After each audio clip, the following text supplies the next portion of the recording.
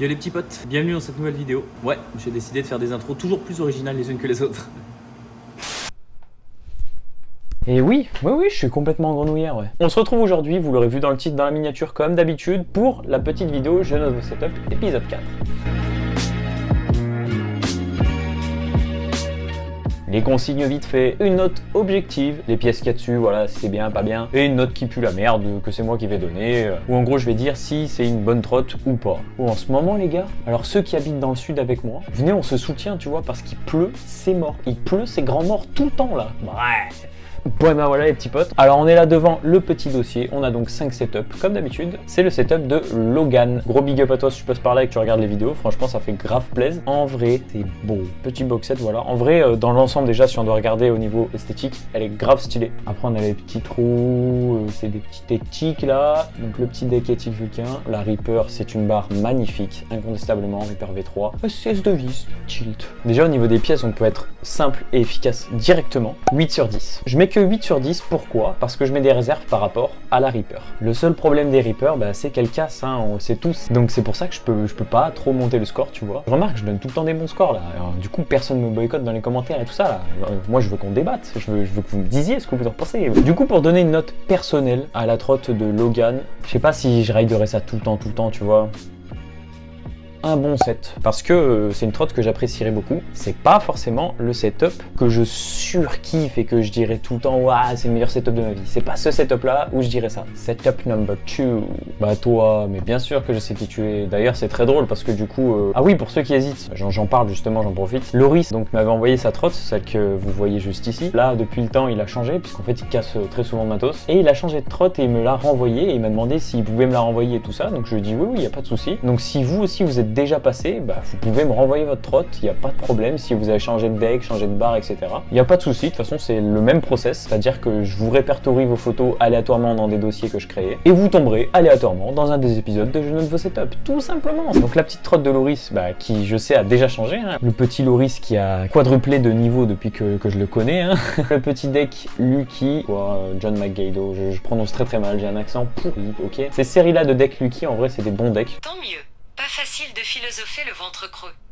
Mais qu'est-ce qu'elle raconte? Oh, à chaque vidéo, il y a ma montre qui fait de la merde. Fourche, on la voit. Éthique Mero V2. Ça, c'est des Oneicore, je crois, ou un truc comme ça. Ensuite, au niveau de la barre, j'arrive jamais à retenir le nom de ces... Mais c'est une titane, t'es barre. Par contre, mec, les poignets, les gars, mais qu'est-ce que c'est que ça? Non, en vrai, c'est une trotte correcte, mais déjà pour les poignées, je vais te baisser ta note, je te le dis direct. Alors pour la titane en HIC, pour les poignées qui sont pas folles, pour le deck qui est très bien mais qui apparemment casse quand même, 7 sur 10. Dites-moi dans les commentaires si vous avez roulé ce petit deck Lucky là, le John McGaido, donc... Et dites-moi si je me plante complètement, que vraiment il est plus solide que ce que je crois moi en fait. Ma note personnelle, mon petit Loris. Bah écoute, Park Life déjà, en tout cas je lui donnerai 7,5. Personnellement, je donnerais 7,5, tu vois, c'est guère plus, mais je pense que c'est largement correct. Ce qui me ferait donner 7,5, en fait, c'est le fait que bah, je casserais la barre, je casserais le deck, et ça me ferait grave chier, tu vois. Franchement, j'arriverais pas à rouler avec des poignées comme ça, gros. Setup suivant. Alors là, on est sur un chef de qualitad. Madran, et oui, le bon vieux Mattia Picmal, que j'ai parlé beaucoup de fois dans mes vidéos, mine de rien, et qui, je sais, regarde cette vidéo, donc mec, gros big up à toi. Achetez son livre, Le Guide de la trotte freestyle, j'en fais une pub, j'en ai jamais fait encore, il est juste ici. C'est vraiment un bouquin extraordinaire. Moi, il m'en a envoyé des news un peu pendant des plombes, avant même qu'il sorte, et franchement, c'est vraiment une masterclass. Et voilà, il a sorti un livre qui est vraiment béton armé, franchement, il y a mis toute son âme dedans. Ça allie principalement, en fait, un peu santé et bien-être au niveau de la musculation, de la trotte, qu'est-ce que tu peux faire comme parallèle avec tout ça. Bref, je vous spoile pas plus, je vous conseille d'aller voir sur Amazon, il coûte pas très cher, je crois que c'est 25 €, si jamais ça vous intéresse. Donc sa petite trotte, on est là avec une T-bar. Alors ça se voit pas forcément là, mais il roule très très haut parce que Mathieu c'est un grand steak. Je crois qu'il est en 75 ou un truc comme ça de haut, sachant que tu es en SCS en plus. On est évidemment avec 2 pegs à l'avant parce que Mathieu fait un peu de flatland et tout ça et qu'il est très très bon équilibriste et qu'il est surtout très polyvalent. Je te connais petite rane. Les roues, je sais plus ce que c'est, franchement. franchement là j'arrive pas à savoir. Et on est là sur le Ethic Vulcain V2, ça c'est sûr, il m'avait dit qu'il avait pris le V2, mais franchement il est beau comme ça en version chrome et tout. Moi perso je l'aurais pris comme ça aussi si je l'avais acheté, avec le petit grip très efficace, très simple. La T-bar du coup je l'ai pas dit, c'est une Ethic, je dis pas de bêtises. Et les poignées c'est des Addict, Mathieu a toujours aimé les poignées God Miché, voilà c'est comme ça que j'appelle les poignées Ethic, désolé. Il y en a plein qui aiment bien, donc je ne peux pas critiquer sinon je vais me faire ban. C'est avec grande facilité qu'on peut lui donner, je pense un bon 8,5. Non franchement c'est un setup qui, de toute façon quand tu le vois, tu vois que c'est solide. Puis même quand tu le rides et que tu connais la réputation de ces pièces là, tu sais que c'est un bon setup qui durera en plus. Ma note perso, bon c'est une trotte que je kifferais rouler. Maintenant je connais la hauteur de la barre, donc si je prends vraiment en compte cette trotte là comme elle est là, avec la hauteur de la barre, mec je mets 6 sur 10. Enfin moi c'est Harley Davidson ça sur moi. Non c'est pour ça, si on prend vraiment les specs comme elle est là, avec la barre aussi haute et tout ça, je peux même donner 5 sur 10 si tu veux. Mais par contre le riding c'est unrideable, genre j'arriverai pas à rouler avec ça, je le sais très bien. Setup suivant. Là on est sur la trotte de Théo M84 250.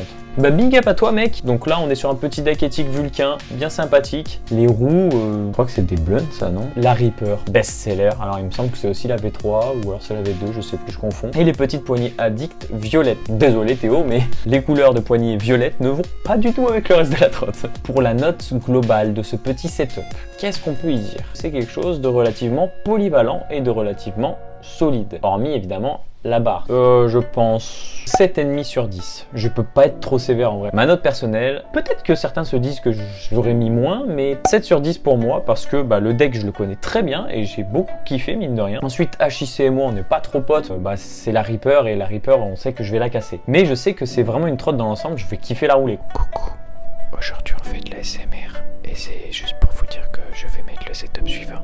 Pardon, ça doit être insupportable.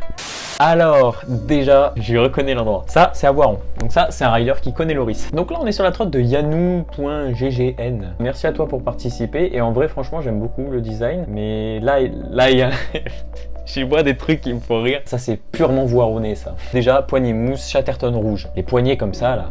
C'est la même chose qu'à Loris. Mettez des vrais poignets les gars. Il n'y a même pas d'un bout de guidon, un jour tu te loupes, tu te prends ta barre dans le ventre mon pauvre. La barre, c'est une barre en Y déjà, c'est une barre très certainement titane, ça c'est sûr, vu l'aspect du setup. Oh les petits stickers Gotrot Scooter, voilà, à l'ancienne. Petit W Stilt, on a une fourche Apex. Les roues, il me semble que c'est une route industrielle avant, par contre à l'arrière je viens de voir c'est une corps creuse. Et là, au vu des logos, je miserai sur une Oxelo. Et le deck, je pense qu'on l'a reconnu. Je vous laisse écrire dans les commentaires parce que je sais qu'il y en a qui peuvent se tromper pour le défi. Écrivez-moi dans les commentaires qu'est-ce que vous pensez que c'est ce deck. C'est pas très français ce que je viens de dire. Allez-y, dites-le moi dans les commentaires, ne trichez pas.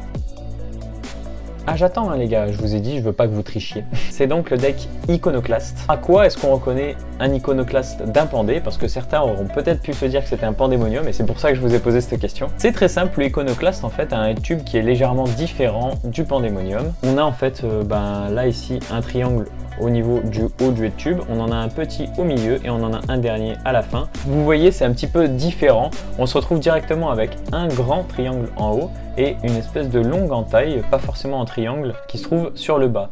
Donc on n'a pas exactement les mêmes specs, donc voilà, il n'y avait pas de grosses différences. Bon, pour cette petite trotte, 6,5 sur 10. Ah, je suis sévère les gars. Désolé Yanou, les poignets. La fourche Apex, qui est très bien, mais par contre un poil lourde. La roue arrière Oxelo, ça c'est dommage parce que je sais que ces versions-là, Oxelo, en fait, ces anciennes roues-là en 110, franchement, elles se déjantaient ultra rapidement. C'était vraiment pas fou de ouf. Le deck Iconoclast, c'était pas le deck le plus solide du marché, comme le Pandé finalement. En plus, tout en sachant, j'en ai parlé vite fait au début, j'en ai pas reparlé après, mais voilà, on peut voir qu'il y a des petites entailles un peu bizarres à l'arrière. Donc ça veut dire que c'est un Iconoclast recyclé qui avait déjà été cassé ou fissuré, qui a été recoupé. Et pour ma note personnelle, perso, je m'amuserai énormément avec cette trotte. Moi, je lui donnerais un 7 sur 10, que dans le fond, je kifferais quand même y rouler et c'est du matos que j'aime bien. Les poignées, je kifferais pas. La roue arrière, je sais que je vais la péter, le deck, je sais que je vais le péter, la barre, je sais que je vais potentiellement la péter aussi. C'est un setup que je vais kiffer rouler, mais que ça va me faire chier de tout péter. Bon et ben voilà les petits potes, c'est déjà la fin de cette vidéo. J'espère comme d'habitude que ça vous a plu. Sur ce, on se retrouve très bientôt dans vos skateparks préférés.